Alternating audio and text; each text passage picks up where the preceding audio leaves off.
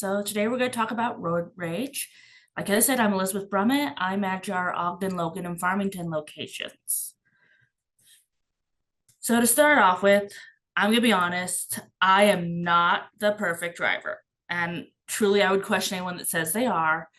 I do get annoyed by drivers. I do make mistakes. I have definitely had scary experiences on the road. I'm not here to judge anyone's driving. I'm not here to tell anyone how to drive. I'm just here with some tools for preventing road rage that are therapy based on my skills as a therapist and a researcher.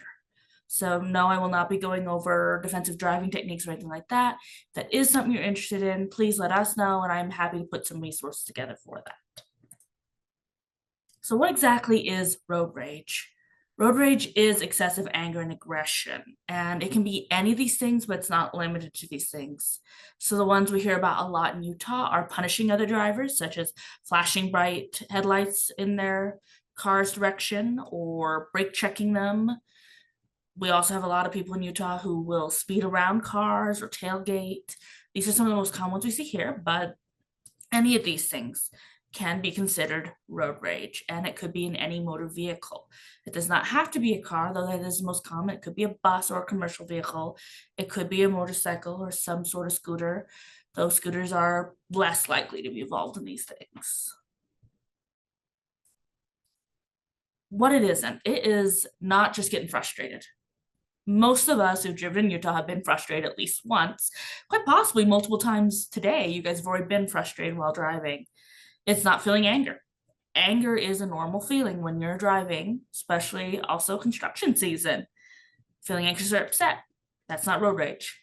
Poor driving because you're just not a good driver or you're distracted. And I'm, again, not implying anything about anyone's driving, but people do make mistakes when they drive. And honest accidents are not road rage. Road rage itself is an action, not a feeling. That means it's always a choice. We can have strong feelings and not act on them. And again, I know most people do feel anger, even rage, while driving in Utah. Utah can be a very stressful place to drive. I've driven in some other places that are pretty stressful. Atlanta, Georgia comes to mind, Seattle, LA. I hate driving in LA. But we do have plenty of stressors on our roads here in Utah. But again, we're talking about an action, not a feeling. So this means we can make a different choice. These are some of the statistics from Utah. I did get them from our local news companies. Some of the other stats are unfortunately not available for the recent years. There is a huge uptick in road rage incidents in Utah. This is why just recently you might have heard about some changes in laws about how to define road rage and the consequences for road rage. We have had 4 deaths so far. This is of the last time I checked, so there may have been one I missed or more. I hope not. And there were 27 deaths last year. So this is a real issue here in Utah, and it's something that is preventable. So some of you guys might be SpongeBob fans and might have even heard of fight, flight, or freeze. So I got SpongeGar here. If you have ever watched SpongeBob or haven't, he is the caveman character in SpongeBob. I'm going to use him to explain the fight, flight, freeze response in the body because it's a huge part of road rage. So we got our little caveman, and we also refer to fight, flight, freeze as caveman brain or lizard brain. Now, if our caveman sees a bear, most of us don't go, oh, I want to give him a hug. I want to pet it. Our brain senses there is danger. In fact, for most of us, it's before we even see it. We feel something's wrong and we start to get upset in our body. Fight or flight is based on how we feel, not necessarily what we see. So it could just be feeling on edge. But if we see a bear, our fight or flight turns on because it is a reflex meant to keep us safe, and it overrides everything else in our body. So things that turn on, increased adrenaline and cortisol. Adrenaline helps give us extra speed, strength to outrun that bear. Cortisol is a stress hormone. Its job is to keep us hyper-focused on the problem and give us kind of a tunnel vision so that we can focus on it and make rapid decisions. We also get hyper aware, so our senses tend to heighten. We start to think ahead, worst case scenarios, and we focus on safety. Then there's some things that turn off: creativity, problem solving, our ability to regulate our emotions, sequencing, that's our ability to go, if this, then this, our sense of time and place, processing ability and sense of control. Now, there's some variation depending on the situation, but this is pretty standard for anyone that goes into fight, flight, or freeze. And in a bear situation, most of you could probably recognize why this would be useful. But other situations, probably not so much. For example, if you've ever lost your keys and you're frantically looking around the house, good chance that you're in fight or flight, good chance that you can't remember where those keys are. You're probably going to move around really fast and not do your best work in searching. You might be snappish or super anxious. Now, keys and bears, not the same thing, not even in the same ballpark. But our body does not recognize the difference. If we're stressed, if we're upset, if we feel this is a big deal, our body goes, yep, it's a big deal. Let's be ready for a bear. And then we're going to turn on our fight, our flight, or our freeze. Fight being, I am ready to fight this threat. Flight being, I need to get away from this threat. And freeze being, I am so shook up by this threat, I don't know what to do and I am frozen. I cannot make a decision. Now, most drivers, because they're behind a wheel, if they're in fight, flight, or freeze, go to fight. Part of this being, we can't freeze and drive, as most of us drivers know. If I stop putting my feet on the pedals, if I am not holding onto the wheel, it's dangerous. So most people don't freeze. You can't really flight in a motor vehicle. It is just not easy to do because you have all this traffic around you, there's road laws, you can't necessarily just drive away. What's more, there's a good chance that something threatening happened to put you in that place. And so we usually go to fight. Now, this doesn't mean I'm throwing punches at a car, but I just had this surge of adrenaline and I'm driving a vehicle. I'm not going to be driving the most safe. Now, anger is not the first response. Anger is what we call a secondary emotion in counseling, meaning there's another feeling first, usually hurt or fear.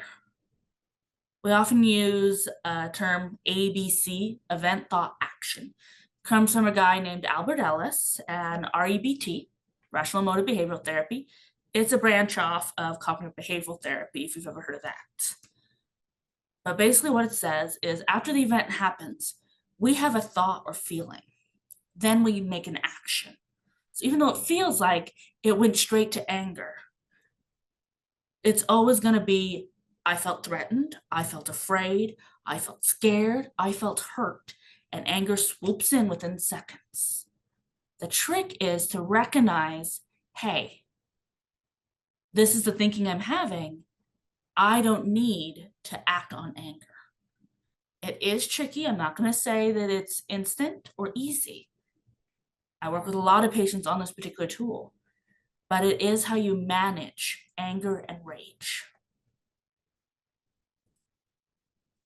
So I'm going to give a little scenario of kind of how it works with fight or flight in road rage. I'm going to use one from my own experience. As I mentioned earlier, I've had plenty of experiences on the road, and not all of them pleasant.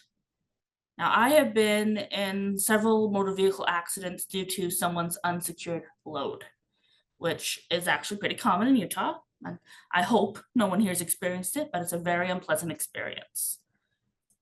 So I was driving in my little Subi. I have a little red Subi, and I was on 89 heading southbound, about where Weber Canyon is for anyone that knows that area.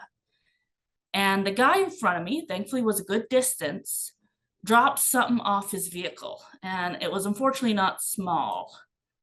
It was a full-size black trash can, not a little leaf one. And I gotta tell you, my first reaction was, oh crap, oh crap, oh crap, and probably some cuss words I won't use today. I got out of that lane, got around the trash can, as did the people behind me. But right after I was sure I was safe and that trash can wasn't gonna hit me, oh no, I was mad. I wanted to see who dropped that trash can in front of me. What did they look like? I want to make some rude gestures. I want to tell them off. What the, pick your word. I was not happy. This is a normal feeling. And most drivers have gone through this. Maybe it wasn't an unsecured load. Maybe it was someone tailgating or brake checking you. Maybe it's someone driving unsafely, someone that came over to your lane. You had to honk your horn to say, hey, don't you dare hit me. And once we know we're safe, which hopefully doesn't take too long, that's when that rage comes in of, I don't know, I'm safe now, and now I'm mad, and I want to make sure you don't hurt me again. It's not a pleasant feeling. And any one of us could have this happen to us. The trick is then doing something to help yourself make a different choice, because you can't stay in that rage behind the wheel. Now, I was on my way to work that morning. I had to make a choice. I was driving very fast. I was driving up towards this truck. I wanted to see who it was that tried to hurt me, because in my brain, they were trying to hurt me. Now, rationally, I'm sitting here in front of you guys. I know they weren't. They were just being dumb and careless. But in that moment, that's not how it felt. So, of course, I'm driving up fast on a road I really shouldn't be driving fast on. I want to get up to that vehicle. I want to see who it is. I want to make some rude gestures. But thankfully for me, I was on my way to work. And I started to realize I was driving fast. And this was maybe not a good idea. I started using the same techniques I teach my clients. For the record, us therapists, we have to use these same techniques all the time. We don't like to. We do not like to. I turned on my air conditioning. We're going to talk a little bit about this technique. Took a few deep breaths and ended up pulling over on Antelope Drive. Found a place to pull over, get out of the car, walk around, let loose some cuss words, and really calm my butt down. I do not know what that driver looked like, and I'm really glad that I didn't follow through and driving up to him. Now, I don't think I would have hurt him. I think the most that would have happened is I would have made some really inappropriate gestures and said some inappropriate things. But I was not in a place to drive safely. If something had happened on that road when I was driving like that, I could have hurt somebody, whether it was my intention or not. And I also don't know who was driving that vehicle. I don't know if they were safe. This is the trick to managing our own rage, is really looking at what am I doing and being mindful. So let's talk a bit about that.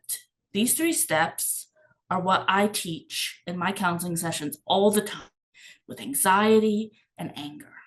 Step 1, you self-soothe and show your body you're not in danger, because fight or flight stays on as long as it thinks there's a threat.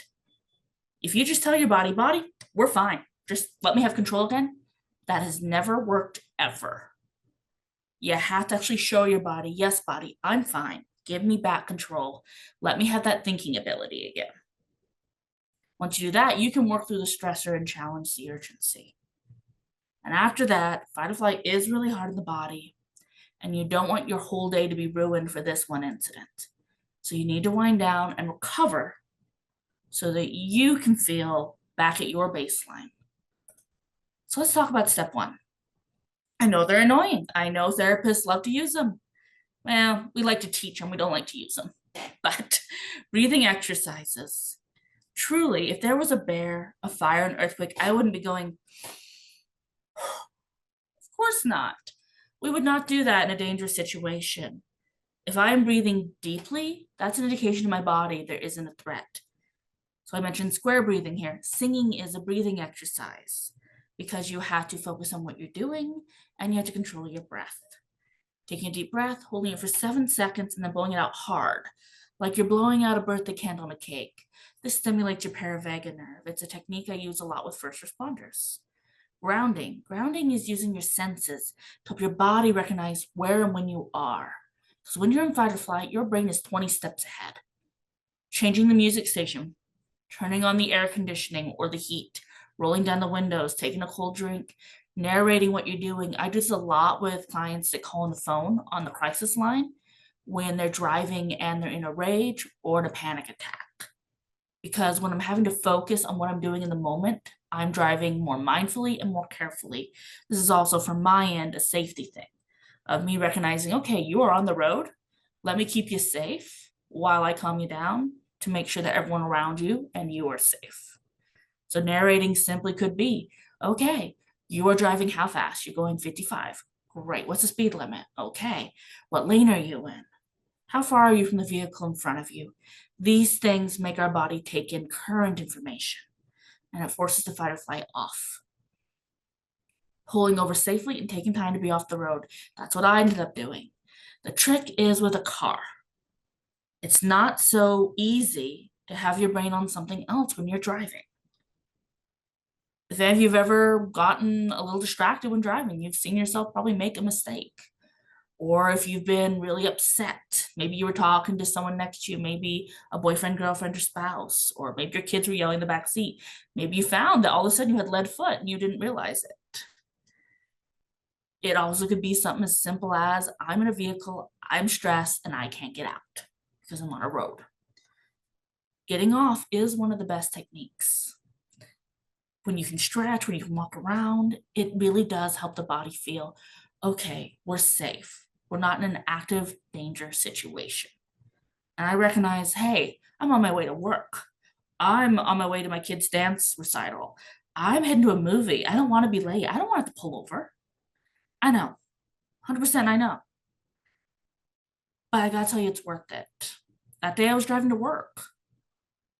I could have gotten hurt, could have gotten someone else hurt, which would have made me late for work, or come into my office in a storming mood, which none of my patients deserve. And none of your guys as patients or customers or colleagues deserve it either.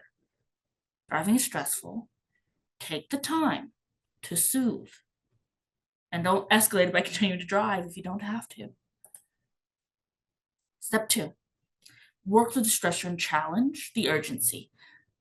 Now, every situation is different, but sometimes it's asking yourself simply, is this just inconvenient or is this really an emergency or problem? Is there current danger? If someone's cutting you off, driving unsafely, it's scary. And yeah, it can be really dangerous. But we can also get off the road, get away from this driver, and be safe. And now we're no longer in active danger. That's an easier decision to make when we've turned off that fight or flight. But it's also a way to keep us from escalating that situation. Most of the time, it's not worth putting yourself or others in danger. In truth, when you're driving, you are not the police, you're not highway patrol, it's not your role. And you could end up with yourself or someone else hurt. Ask yourself, will this matter tomorrow? You know, I hate it when someone drops something off their vehicle. It's happened many times to me. I hate it when someone's cutting me off, when they're not signaling, someone's tailgating me, especially when I'm going the speed limit. But I'm probably not going to really care about it tomorrow as long as I don't get hurt. And recognizing that my actions I could care about tomorrow. Ask yourself, you know, is it someone that made a mistake? Are they a distracted driver? Are they just not paying attention? I think most of us can honestly say we've made that mistake where we're coming over and we didn't check properly, where we're going too fast, too slow, left our signal on, maybe got frustrated and we're driving a little fast and a little dangerously. Shouldn't. It happens.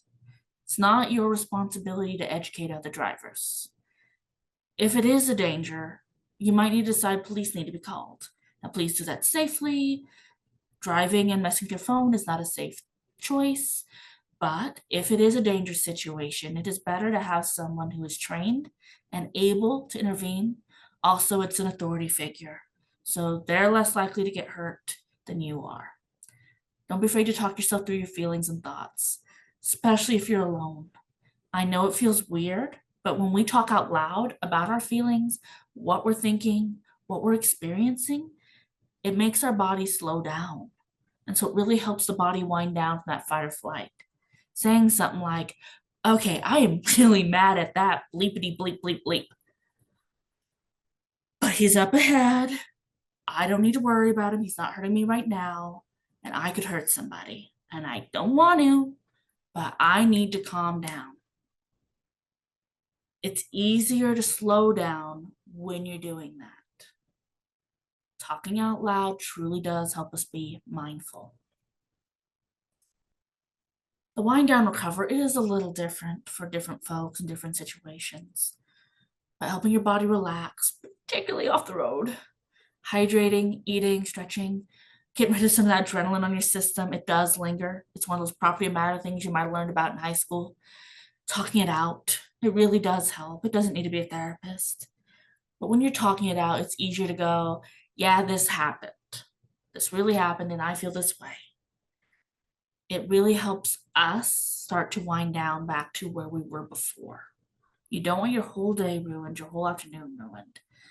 And truly, sometimes eating something is good. Fight or flight does burn through the calories, and not in a cool, I'm gonna lose weight way. More like, I feel like I have low blood sugar even though I don't have diabetes way. So a good snack, getting something to drink, going to the bathroom. These things really do help so your whole day's not wrecked because of some stupid driver. And yes, we have plenty of stupid drivers. Sometimes we are them. I mentioned mindfulness earlier. What mindfulness is being fully present and aware of your body, your present surroundings. Most drivers are not mindful. If you think about the last time you were driving, there's a good chance that you were not paying attention to everything around you. And if it wasn't most recently, it probably has happened to you at least once. Research backs this up. Things like driving that same route we've driven 100 times, and we go, whoa, how did I get here so fast? Because our brain was not on the road. Now, that's not to say we were driving unsafely per se, doesn't mean that we were weaving in traffic or anything like that. It just means our mind was not fully on the road and what we were doing. That could be because we're talking to someone, maybe we're jamming to some good tunes, maybe we're stressed about something, maybe our mind's just wandering, maybe we're thinking about something we're doing later. But most drivers are not actively taking in things. One of the ways you can tell is that feeling of, wow, how'd I get here so fast? But also things like, could you tell me if I asked you in that moment, what car you just passed? What make and model was it? What color was it? Can you tell me how fast you're going the majority of the time? This can be for a lot of reasons. Again, it could be distraction. It could be, it's just a familiar route. I think I've driven the route between Salt Lake and Ogden so many times. I'm pretty sure I have trouble with that one. I also have trouble with the Logan route. And a lot of us, if you really look at it, can see it in our progression of driving skills. When we first learn to drive, we're very aware. We're very aware of how fast we're going, all the cars around us. Over time, it gets more natural. And so we don't have to think about things like, where am I putting my foot? Is it on the brake or the gas right now? How fast am I going? You get a feel for it, but it's not the most mindful. But then again, if you're in bad traffic, construction, bad weather, you're probably more hyper aware. You might have seen yourself do this for this past winter or the last time you were in bad traffic. All of a sudden, you are sharper and paying more attention. It also is one of those things that can cause accidents in general. So, a lot of us, if we're doing something like we're coming to someone's lane without signaling and we almost hit somebody, most of us are not going, I intend to hit another vehicle. If we're going too slow, too fast, if we're forgetting to turn our signals on, if we're getting a little too close to someone, there's a good chance we're not fully paying attention. And this is one of the big things that prevents a lot of accidents and a lot of road rage. A lot of road rage is caused by someone feeling threatened. Now, that's not to say that's every case, and that could be a genuine accident. We can really help by not being distracted or less mindful when we're driving. Things like cell phones, radios, conversation, being upset. All these things can cause us to be mindful. Now, I am not saying don't use your cell phone when you drive. I'm not saying never run late or never talk to someone when you're driving. Have no music. I love music in the car and books on tape. But we got to make sure we're mindful and good drivers. And that is all of our responsibility. It does go a long way in preventing road rage. There's also a tool I mentioned earlier to bring down that fight or flight feeling so that we're paying attention, so that we can stay safe. You do not want to be distracted if you're in rage or someone around you is being an unsafe driver. Because vehicles are so heavy, they move so fast, we all know an accident can happen in seconds. We really do all need to be more careful. So I'm going to share a story that actually my boss and I talked about this morning. I have his permission to share it. So he was driving out actually here near the Farmington office and was on the phone with a relative. And he had this driver just come up right behind him, fast as anything, almost hit him, really had him nervous. And then the driver's kind of tailgating and weaving around him, clearly wanting him to go faster. And he's talking to his relative, going, I don't know what this guy's problem is. Guy's honking his horn, making some rude gestures, trying to yell and argue with Darren. And Darren didn't engage, which a lot of us would tell you not engage. This seemed to make the guy mad, even more angry than he was before. He continued to be this way, weaving all around Darren. Darren stayed calm. He's like me, a therapist. And eventually the driver got off the road and took a ramp. And in that split second, Darren was able to see that the guy was pointing a gun at him. And it was truly terrifying. He did cock it, he did not fire, but it was terrifying. Darren did get off the road, he called emergency services, there was discussion of the charges and all of that. But this could happen to any of us any day. In this case, Darren wasn't doing anything to escalate the situation. He wasn't doing anything wrong. The other driver was the person in fight or flight. They were at the point where they were so enraged that they were willing to cause harm, even though no one was hurting them. Some of the things I would really recommend is not to lose your own temper or engage in aggression. Don't put yourself in fight or flight. If someone is being dangerous on the road, you getting worked up could make you make a bad choice and you could get hurt. You need to stay in the best state of mind you can to make those decisions. It is best to get off the road into someplace safe. I would recommend a public place if you can. This is going to depend on where you're driving. But it is smart to get off the road. I know it's tempting to engage with this person, but you don't know if they're dangerous or not. And so if you truly feel someone's being threatening, don't be afraid to get off the road. It doesn't matter if you're going to be late somewhere. Your safety is paramount. Call police, local emergency services, describe the vehicle as best you can. Do not exit your vehicle. Do not roll down your window. Do not get out of the car and have a fight with this person. It does not help you. It puts you in danger. And this is not a person you can reason with. When someone's in fight or flight, that reasoning is off. So it doesn't matter how good your argument is, how calm you are. And again, I am saying this as a therapist. I am saying this talking about a story about another therapist. This was not someone we could have made calm down because they did not want to. Not even a therapist can do that. Someone has to want to calm down. And they're behind the wheel, so it's a lot harder for them to do. Always, always put your safety first. And so you need to engage with whatever you have to in that moment is safe. If it's driving to a police station, do it. If it's pulling into a public parking lot, do it. If it's calling police on your phone while you're driving, do it. But do what you have to stay safe. Everything else can be figured out afterwards. Now, I did keep this kind of short, mostly because I wanted to leave time for questions because I know this is a very hot button topic. Does anyone have any questions on any of the things I went over? Does anyone have any slides they want me to bring back up?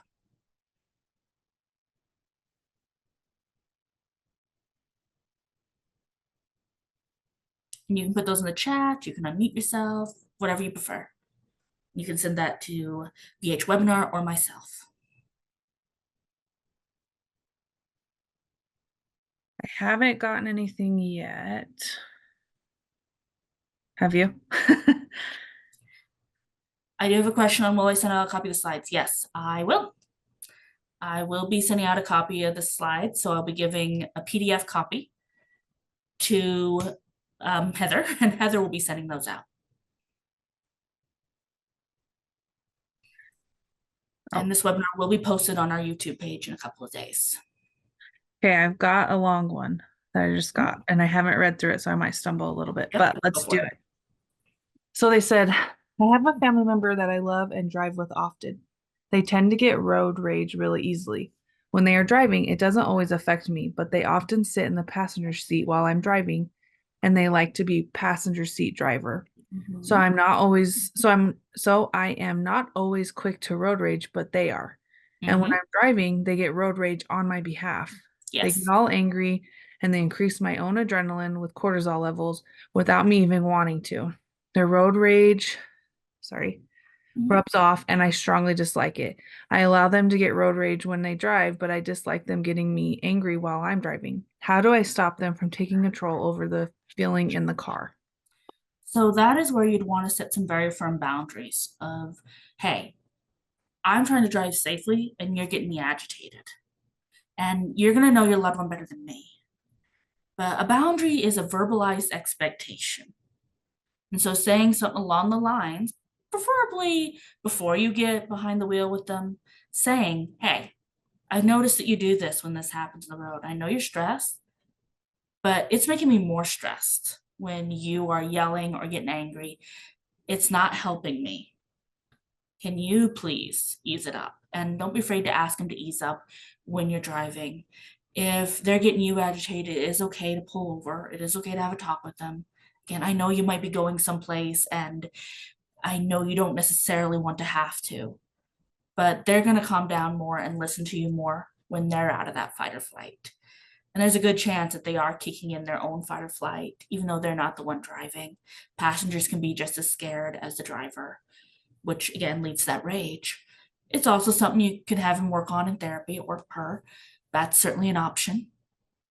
I've had a few couples actually, they've come in specifically where the spouse is saying, my spouse has road rage and I don't like it. Help me. And so we work together on what tools are going to help them calm down. It's going to vary on situation to situation on what's going to be the safest choice. Big trick is staying calm yourself and really emphasizing to them that they need to stop. You are the driver and they need to stop.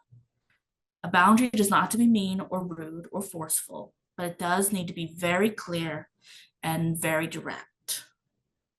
It can help to do things like we talked about earlier, grounding, rolling down the windows a little bit, changing the radio station, turning on air conditioning.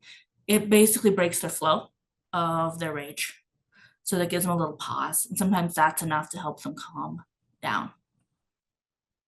Quite a few spouses that I know are in the passenger seat have some control issues. And for that reason, like to get enraged on their partner's behalf as if they were the driver, but they have more flexibility because they're not. And so, really talking to them about, is this an issue? Do you feel like you need to get angry on my behalf? Do you feel out of control when this is happening in the car? And really talking about what they can do to make a different choice. I will sometimes just say you can cuss all you want, but you can't yell. I've I've definitely done that with some of my passengers. Let me know if that doesn't answer your question. Um, and you're the therapist, so tell me if this is wrong. But would it be helpful in some situations, like me personally, I've ridden with people who are Mhm. so angry all the time. Yes, Is it bad to kind of diffuse it as a joke almost? Like, not hey, bad at all. It can can absolutely you be good. stop? It just varies on your person. Some people really do calm down with a joke. Some get more escalated. So it just depends on how well you know that person, what you know best. I certainly have people in the car that I can make a joke and they'll absolutely diffuse and calm down. I have others that will take that as, I'm not taking this seriously and will see it as an opportunity to fight with me. So it's going to depend on that person and how well you know them, on whether humor is a good answer to diffuse or directly saying, don't do this. It's going to vary. Okay, cool. The person that sent that in, if that doesn't answer it, then go Mhm. ahead and write it again. There's someone that's trying to unmute yourself. Were you able to unmute yourself or Yeah, did Okay, cool. I was able to unmute. I think quick question. Mhm. I've noticed now I'm basically 70. Mhm. Uh, I have a fewer issues with road rage or upset or Mhm. frustrating in the last 20, 30 years. Is something that you notice as a generality? Yes. I wouldn't say it's necessarily based on age, it's based on stage of life. And I think we can all recognize that. Some people are quite elderly in their 50s, some are not elderly till they're 90. But I do find that if you've been driving longer and you've been through more experience in life, you do tend to get a little better at winding down yourself and not seeing it as such a big deal. Now, I have met a lot of exceptions. There are some who, even though they're in their 70s, rage is kind of their go to. And so they kind of stay in that space. But there's quite a few people that, as they get older, they do get less frustrated and just see it as live and let live. It does depend a little bit on that personality type. Some, like I can think of a driver on my team that's actually in his 70s as well, who is just very and very calm. But I can think of another one that was a relative of mine that was in the habit of communicating with gestures, for lack of a better way to put it. So it does vary a little bit, but it is more likely that a driver who has had more experience and is of a more advanced age is more likely to become.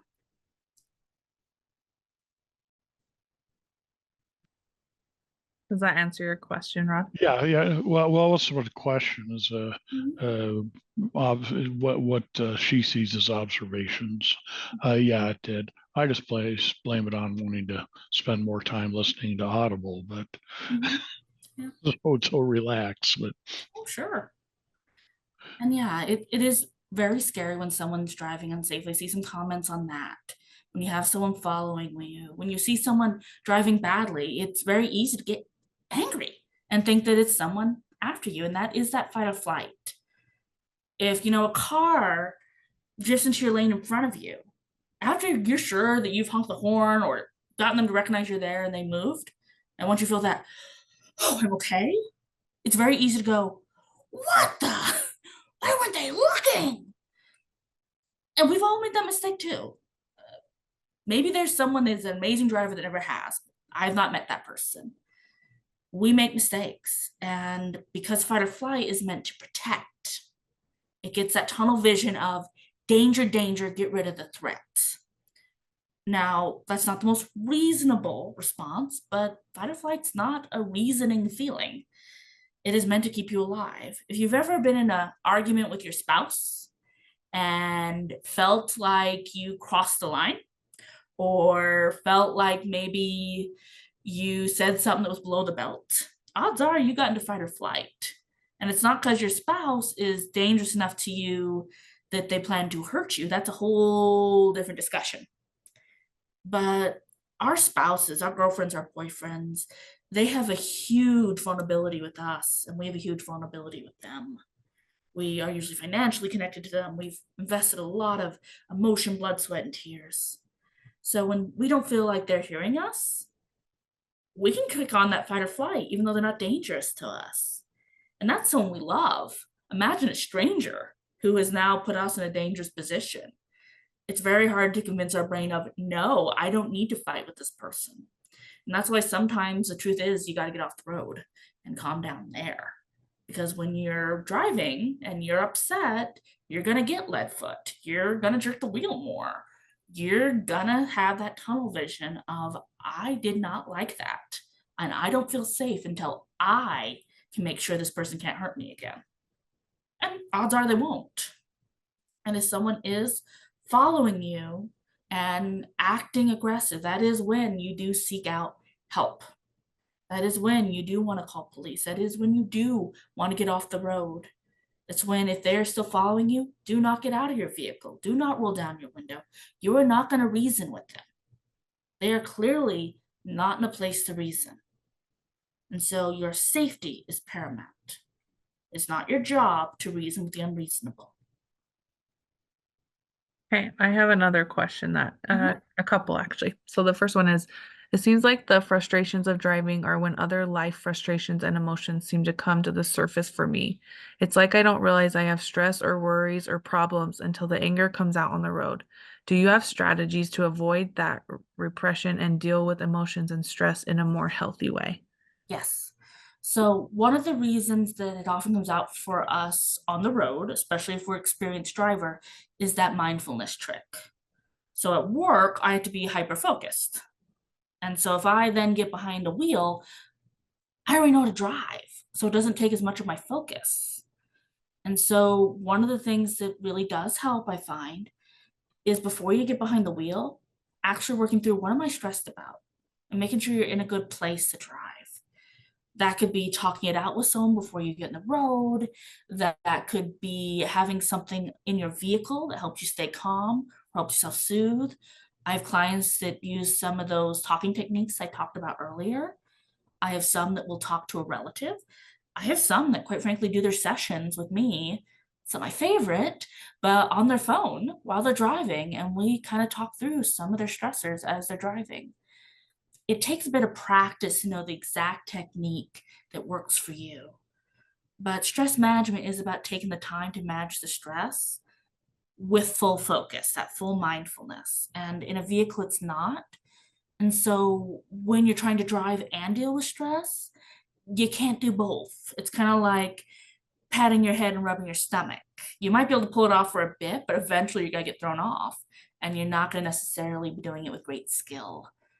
And so it is going to be about probably some stress management, maybe some anxiety management. It might be good to look at some techniques we have on some of our anxiety webinars and see if any of those help. It might be good to talk with a therapist. It might be good to do a journaling exercise before you drive. But my guess is if your driving is affected by your stress, the stress needs to be dealt with. Okay, and then the next one says, at what point do you think well, what point do you think emergency services need to be called when you witness road rage? It can be argued that unsafe driving puts everyone at risk, but at what point does it cross the line into an emergency, especially if they've already passed you and yourself, and you and yourself are safe at the moment? Even though you're safe, it is okay if you feel, and this is going to be a judgment thing, if you do not feel that that driver is safe, I got to tell you, emergency services would rather you call and report and come out there and find that it's fine than you not to report and someone get hurt. So, yes, it's better to call when you are safe for a lot of reasons. But if you felt threatened or felt like it's unsafe, it's worth your time. It's not going to upset anyone with 911 services. If you say, I genuinely feel this driver's unsafe, I want to let you know. It's things like calling for something that's not a danger at all, that they really get a little frustrated. Even that, it's a little. They would rather be called. It's okay if you've gotten out of the danger, but you're looking ahead and going, you know what? They were dropping things off their vehicle. They were weaving in and out of traffic. They were tailgating me. I saw a weapon. Weapon, I'd say, is an automatic. Call 911, to be honest. I have nothing against guns in any way, shape whatsoever. But if you see someone brandishing a weapon at all on the road, I would say that's an automatic. Call 911. If it looks like they're weaving or acting dangerously, it also could be substance related. We didn't get into a lot of that today because that's a whole another can of worms. But if you feel someone's unsafe, it's always okay to call emergency services. If you really are feeling like, I don't want to bug 911, okay, then just call Highway Patrol and call the non emergent number. That is absolutely okay. No one's going to be upset. You're not wasting anyone's time. In fact, quite often, some of the accidents we've heard about that have involved impaired driving or road rage, if we'd had someone involved sooner, it might have gone differently. And I would say too, if you, I guess so you're not trying to like Google the number and stuff if you don't want to call 911, just have like the highway patrol number saved in your contacts and you can just click it easy and it's not a big deal. Yep, I have that number and also the number for calling for things that fall off vehicles because Yeah, they yeah. all know that I have bad luck with that. Everyone who bought my sale knows I have bad luck with that. Okay, and then the next ones we have was to everyone, but it's just some comments. So someone said, something that I try to do when I'm starting to feel road rage is try to put myself in their shoes. I remind myself that I also make mistakes. I have my mistakes. I have my mistake moments just like others do, and I wouldn't want someone else to get angry at me for making a mistake. So I shouldn't do the same thing to others. Basically, I try to give others the benefit of the doubt, which I thought was great. I And agree. then someone else said, I made a decision in my early 20s that my number one rule in driving is to never be in a hurry. So now I frequently remind myself that, sorry, now I frequently remind myself of this when I notice I might be driving faster for any reason. Yep. I think that goes to something I said earlier about is this an emergency or an inconvenience? I have this discussion with people of all ages all the time. Being late to a movie is inconvenient, or a doctor's appointment, a therapy appointment. It's not a problem. Losing my car keys is inconvenient, not a problem. Problem is someone's hurt, someone's dying, I can't find my entire vehicle. And really weighing that out. But a lot of us, once we get to that point of I'm late, I need to be here. You understand? This is a meeting with my boss. This is, that doctor's appointment I have rescheduled 3 times. It's inconvenient. It's not worth risking your neck or anyone else's. And I know it's not easy because we've all done it, myself included. But really asking yourself, is this actually a problem? Because once you decide it's a problem, your body's all for fight or flight. We're going to get you through this no matter what. We don't care what the cost is. And that's fine if there's a grizzly bear. That's not so great if you're running late somewhere or there's something that's just inconvenient. And again, most of the time it's inconvenient, not actually a problem.